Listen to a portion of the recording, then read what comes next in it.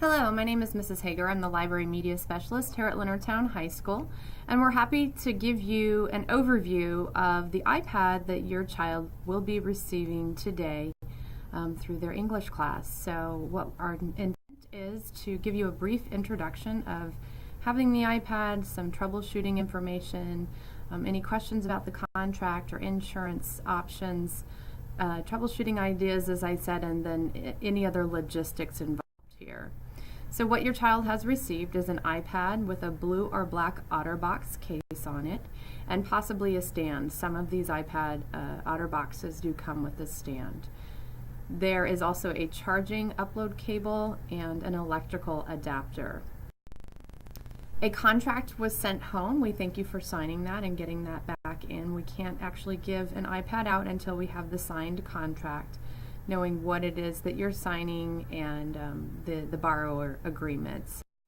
We will have those on file in the Media Center. If at any time you need us to scan that and to have a copy for you, we can send you an electronic copy.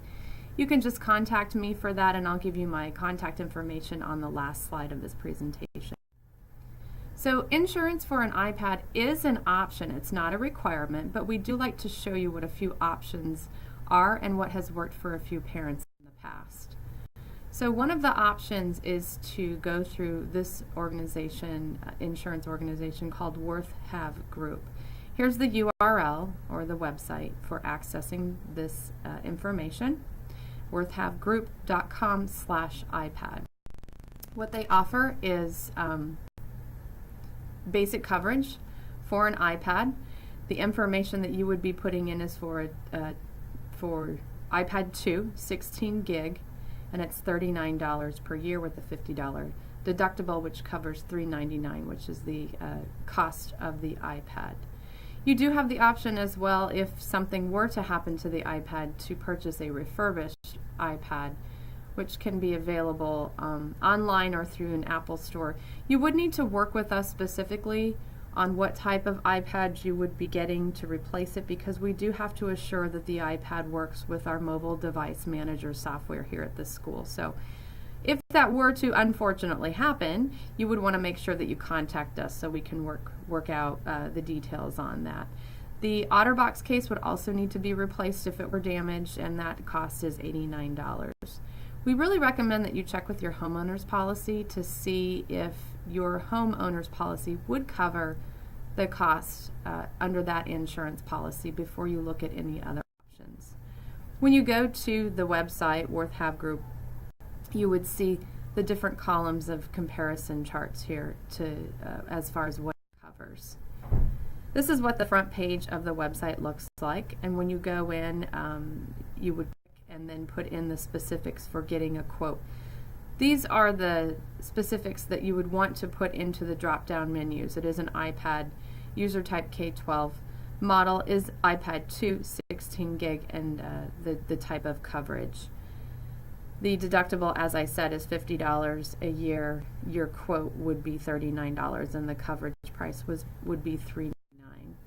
Please remember that insurance is optional. St. Mary's County Public Schools does not require for you to purchase insurance. This is just simply for your own information, and parents have found it helpful in the past. Okay, so with your iPad, with your child's iPad, the first thing you'll want to do is to make sure that you look at the settings so that you can access the Wi-Fi there at your house. Your child probably already knows how to do that along with you, but just make sure that go into the settings and then you get into connecting to your own Wi-Fi. There are restrictions on these iPads, and that's probably the most important thing to note, is that they cannot load just any iPad apps through the App Store. This has to be approved through the school system, and so please note that it cannot be used just to load any type of app. It is certainly able to be requested by your child through the English department or through Mrs. Harding, the head of the Global and International Studies program, and we can then request that those apps be pushed out to the GIS iPads. We can break it down from 9th, 10th, and 11th and 12th grade iPads, so the apps are specific to a certain group of iPads. Okay. Going in and using the internet, of course, would be used through Safari, which is a iPad browser. You will also note that your child will have Chrome loaded on here. Since we are a Google Apps for Education school, then you'll find a lot of the Google Apps for Education products on your child's iPad. They can access and save files, access files through Google Drive. That's what we really recommend. They can also do live sharing of documents with other students for projects, for presentations. If you're familiar with Google Apps for Education, it's really great in being able to share and create work together. Most of the students, when we find they come here as 9th graders, already know quite a bit about using Google Apps for Education. They would get into their account with the basic convention here, which is their first, middle, last initial, followed by the last 4 numbers in their student ID at instruction.smcps.org, and then their student ID is their password. Okay, this is important to note that the iPads are managed by a JSS mobile device manager for our county. So I just want to let you know what that is. What it means is that we can lock passcodes, we can unlock passcodes, we can shut down the iPad, we can erase information from the iPad wherever it is, as long as it's on a Wi-Fi network. Any updates, we can push out updates to the iPads as well from the mobile device manager. So that's nice for parents to know, because then they know if something does happen to the iPad, we are able to pinpoint its basic location through the mobile device manager or ping the iPad. I do like to note, though, to parents and to students that this is not a first option. Students need to make sure they trace and find and keep track of their iPads at all times. It is not a first option to come and ask us to ping the iPad. They need to go through, trace their steps, and find it, because it is a process, and we want to make sure that we're not doing this every single day to just find an iPad. We'd like for the students to make sure that they're going through and trying to find that iPad before they come to us. The first official day for students to bring their iPads charged and ready will be expected of them on October 30th. So they have a couple of days to make sure that they have it fully charged, and then to bring it just ready and prepared to use it in class. I will also notify all of the teachers in the GIS program to make sure that they know that students now have an iPad that's able to be used during class.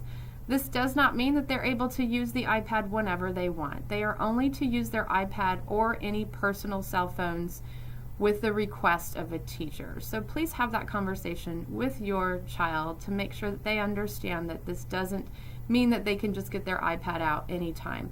It must be after requesting that a teacher allow them to use the iPad. As I shared, there's all kinds of different apps that you're able to use on the iPad, so they are able to peruse these different options. And again, as I was mentioning about the mobile device manager, here is a quick peek at what we're able to look at. Each iPad has a unique number located here. You can see it on the back. There's also a serial number in the iPad that's uniquely identifies the iPad, and so we can locate its whereabouts.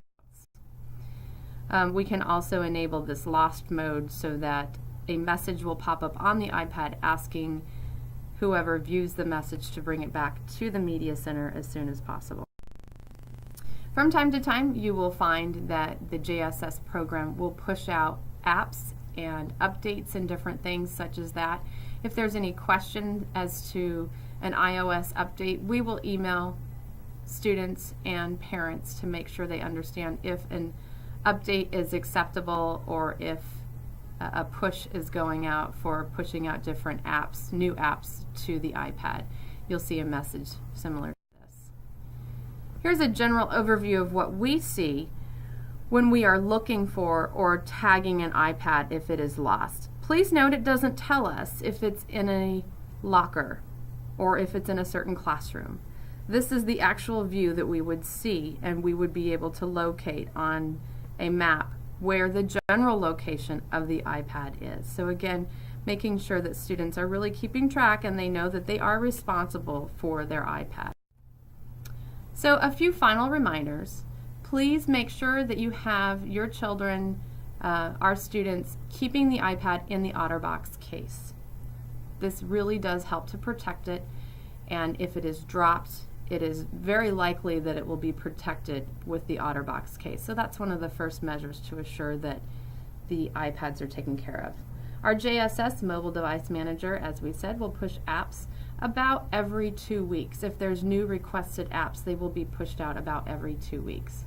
Additional updates will arrive through your GIS teachers and most likely your child's freshman English teacher. The first official day, again, for students to bring the iPad and ready and charged is October 30th, and that is a Monday. Best practices at home, please remember that you and your child signed the acceptable use policy form.